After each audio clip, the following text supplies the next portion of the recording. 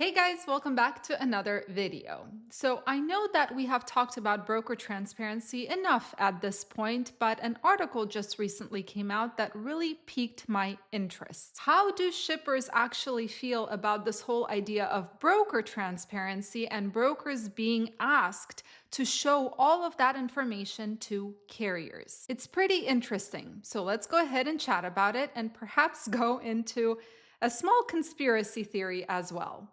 Ready? Let's go!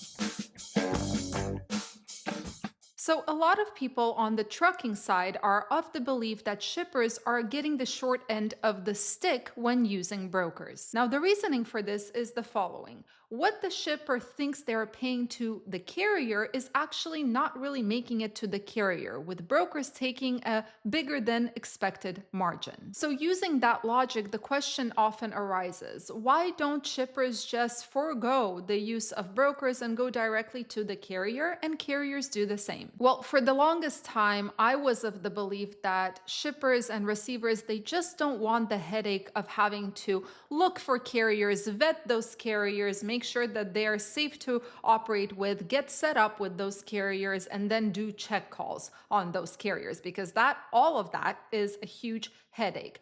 But it turns out that is definitely not the main reason why shippers do not want to work with carriers directly. So just recently, Ken Adamo, the chief of analytics at DAT, he rounded up some of the biggest shippers. And what he did was he told them about this issue of broker transparency and how it could potentially give carriers and shippers more power to see the buy and sale prices of freight in a transaction. Because after all, this is the belief that broker transparency would not only benefit the carrier, but it would benefit the shipper as well. Now, Ken Adamo said, and I quote, and this surprised me, "No one knew this was simmering, but once they found out, they were all instantly pissed off." So the question now is, why would shippers be pissed off or have such a negative reaction to something that could potentially give them more power of information, right? They would see what exactly they are paying versus what carriers are getting paid. Well, as it turns out, shippers simply don't want the pricing information getting out. And as Adamo said, this is very strictly confidential information from the shipper's point of view.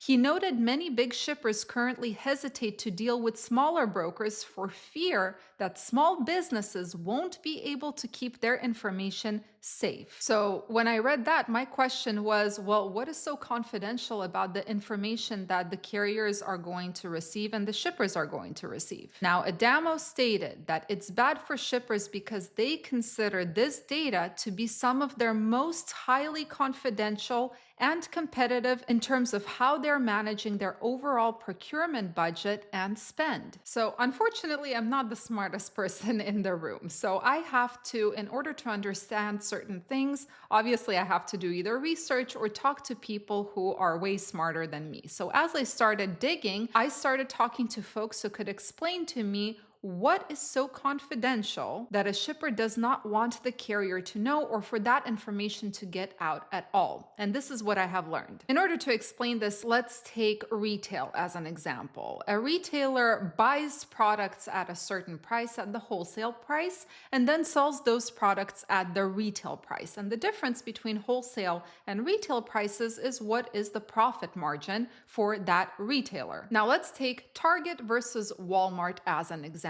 A consumer who goes to Target to buy a Christmas tree, let's say, since it's almost Christmas, this consumer will not really think deeply about, well, what did this $90 Christmas tree actually cost Target? What is Target's profit margin? Instead, what the consumer will usually do is look at this Christmas tree at Target, which costs $90, and then compare it to the Christmas tree at Walmart, which costs $70 and is pretty much the same. And then this consumer is going to make a choice of which one to buy. Now, let's say that tomorrow Target is forced to reveal their pricing strategy to the consumers, what they bought this Christmas tree for versus what they are selling it for. Now, does this give more information information to the consumer? Of course, yes, absolutely. But it also could spread. That information could spread to Target's competitors, such as Amazon, Walmart, Home Depot, Costco, and so on and so forth. Now, if these competitors now know Target's pricing strategy,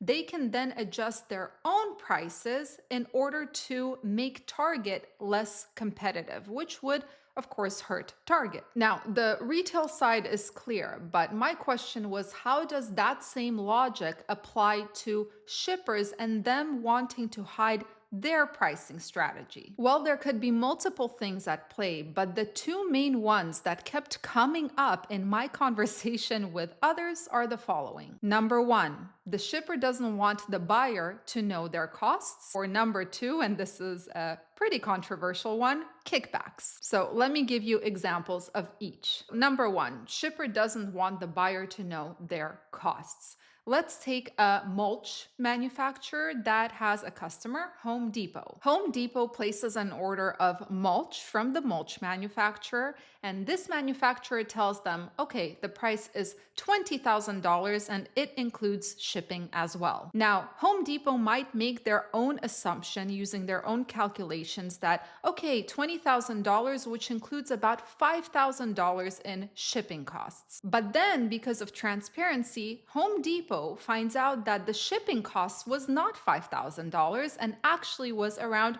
$2,000. And of course, Home Depot is going to be pissed off because they feel like they just overpaid for the product plus shipping, which caused them to set their prices in a certain way, which could have potentially cost them customers. Number two is kickbacks. And for this, I'm going to put on my tinfoil hat because yes, it is sort of a conspiracy theory. But let's say a shipper has a load that they need shipped out, and they have about 20 brokers bidding on that load. Now, one broker decides to tell the shipper, hey, if you give us your business, we are going to reward you. Give us these 700-mile loads for $3,000. We are guaranteed to sell them for $1,400, and we'll kick back 20% of the margin we make back to you. So the broker ends up making $1,600 on this load as a margin and kicks back 20% back to the shipper, which is $320. That way, the broker has the volume in terms of business, and the shipper can show higher expenses. On paper, they spent $3,000 for transportation, which is, of course, deductible when tax time comes, but in reality, they spent $2,680 on transportation. Removing my tinfoil hat now. I know this topic is going to lead to a discussion, perhaps even a fiery one, but the main takeaway from this topic is this. Regardless of what you believe is happening, there is one ultimate truth. Everybody's looking out for their own best interests. This is all a game of money at the end of the day. Who gets to keep the most amount of money in their pocket? The shipper,